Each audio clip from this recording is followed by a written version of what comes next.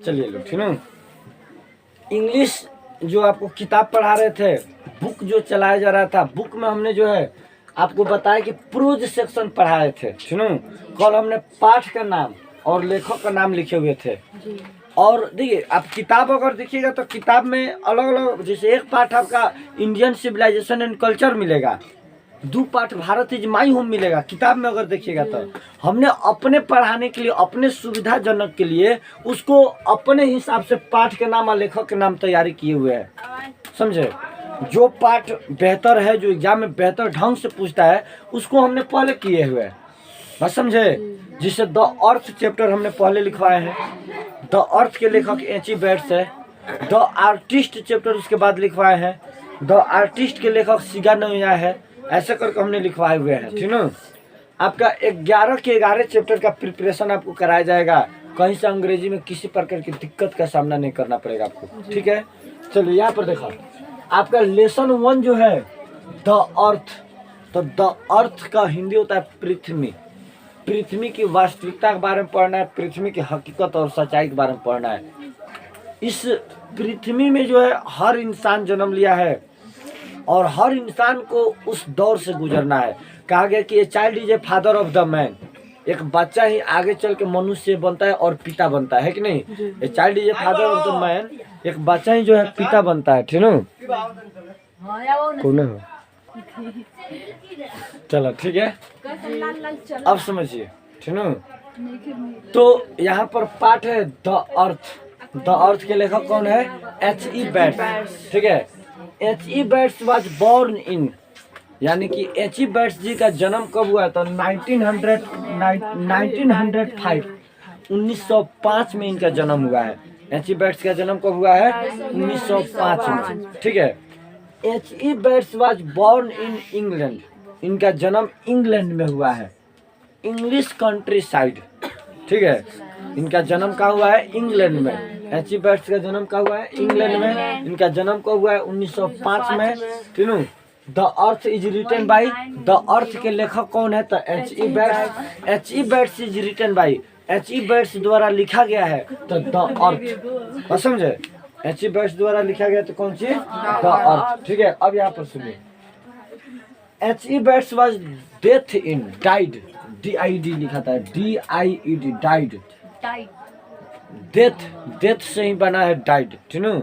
एच.ई. Bets का मृत्यु कब हुआ है? तो 1974, 1974 में एच.ई. बेट्स का मृत्यु हुआ है, ठीक है। एच.ई. बेट्स का मृत्यु कब हुआ? 1974 में। इनका जन्म कब हुआ है? 1905 में। इनका जन्म कहाँ हुआ है? इंग्लैंड में। एच.ई. बेट्स किस पाठ को लिखा है? तो द अर्थ। द अर्थ पाठ के लेखक कौन है?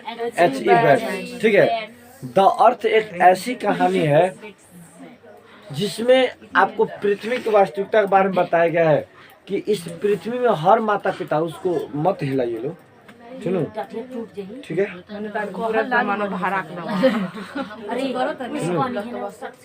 ठीक है, अच्छा कोई बात नहीं, सुनो, ठीक है, ठीक है। अब चिकन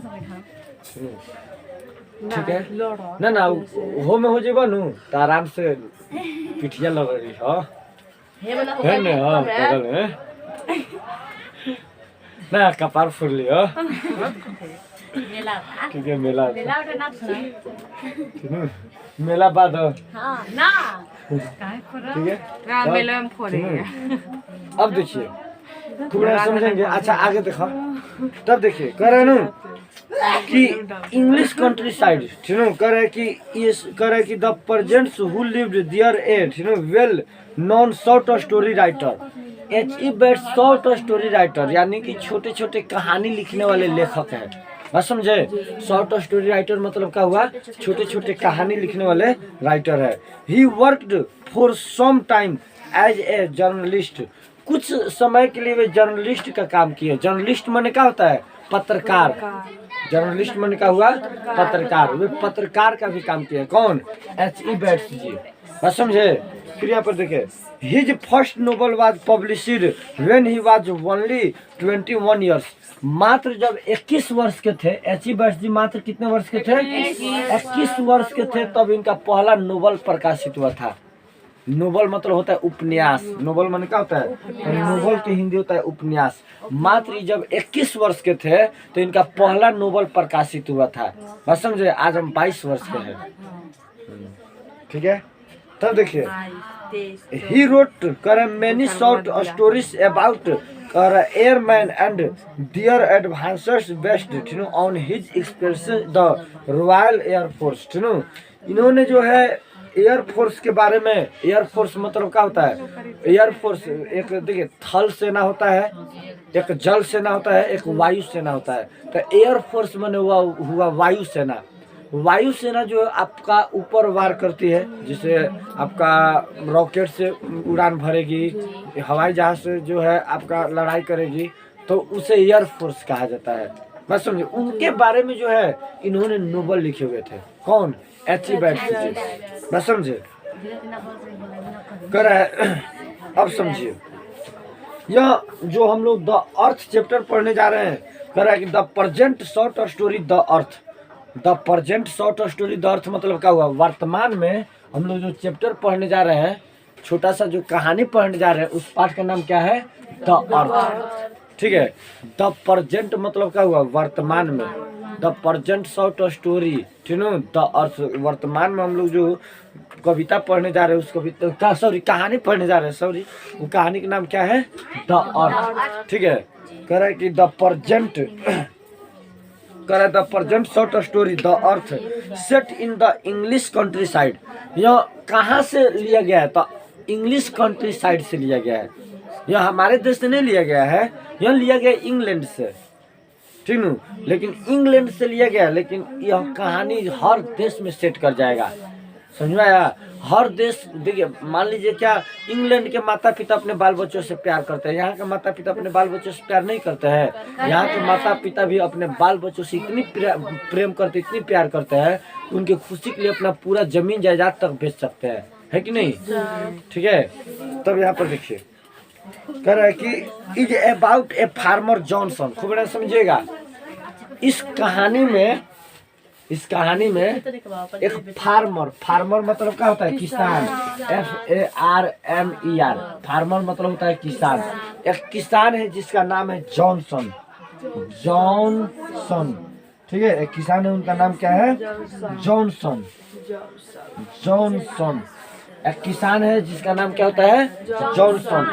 कह रहा है कि एंड हिज सन बेंजी, और इसका बेटा का नाम क्या है? सन माने बेटा होता है, SON सन माने बेटा, SUN सन माने सूरज होता है, SON सन माने बेटा। इनके बेटा का नाम क्या है? तो इनके बेटा का नाम है बेंजी। इनके बेटा का नाम क्या है? Benji, BENJY। इनके बेटा का नाम क्या है? बेंजी। क्या कर रहा है जी? सुनो,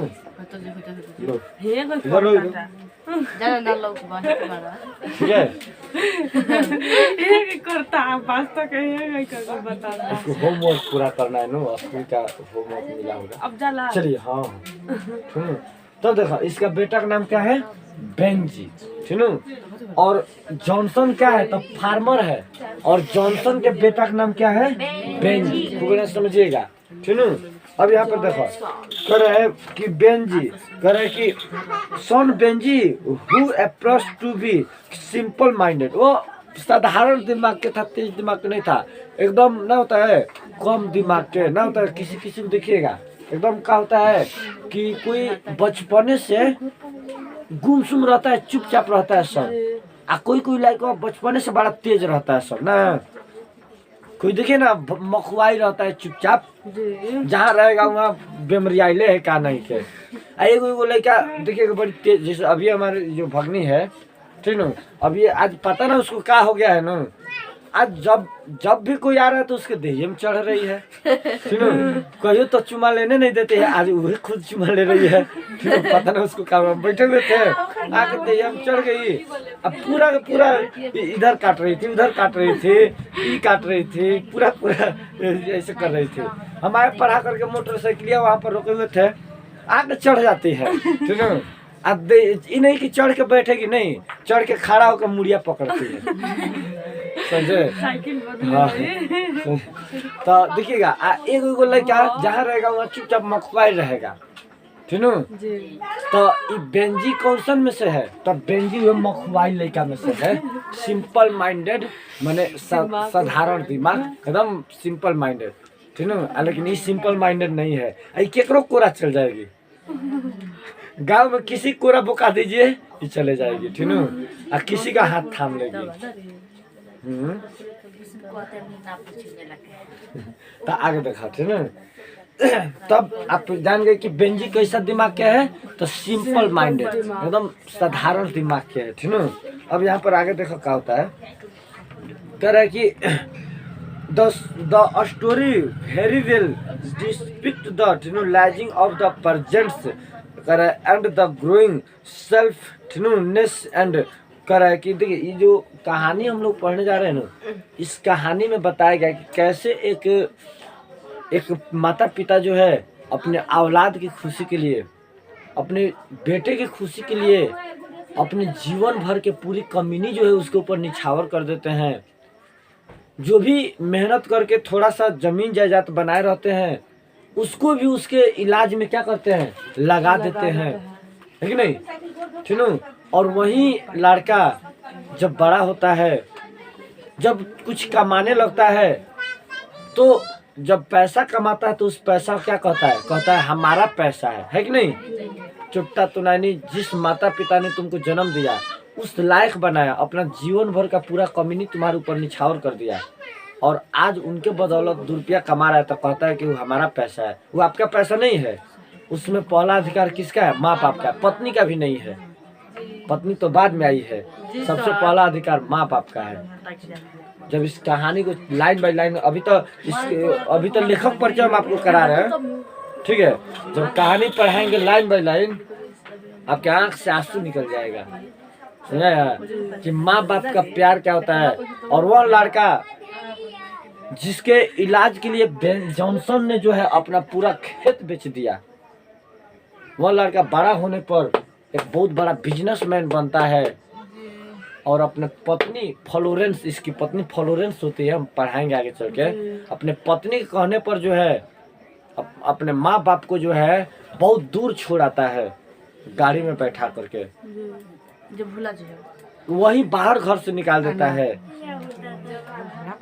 जिसके इलाज के लिए माँ बाप अपने पूरा जमीन बेच देते हैं, वह औलाद। यही इस पाठ का नाम है आपका अर्थ। जब चैप्टर बाय चैप्टर हम पढ़ाना शुरू करेंगे, आपका लाइन बाय लाइन पढ़ाएंगे। फिलहाल अभी सुनिए यहाँ पर। तो वही कह रहा है कि इस कहानी में जो है हम लोग को वही दिखाया जा रहा है कि कैसे एक सुनो मतलब हम लोग कैसे मतलब माँ बाप जो है अपने औलाद की खुशी के लिए उसके मतलब दुख जहाँ देखते हैं। दुनिया का सबसे बड़ा हमदर्द माँ होती है, बिना कहे आपका दर्द समझ लेती है कि नहीं। छोट बच्चा जब रोता है तो चिल्ला थोड़े कहता है कि हमारा भूख लगा है, चाहे हमारा पेट दर्द कर रहा है इसीलिए रो रहे हैं। लेकिन माँ इतनी हमदर्द होती है कि बच्चा जब रोता है तो जान जाती है कि इसको भूख लगा है तब रो रहा है, या इसका पेट दर्द कर रहा है, पांजर दर्द कर रहा है तब रो रहा है कि नहीं।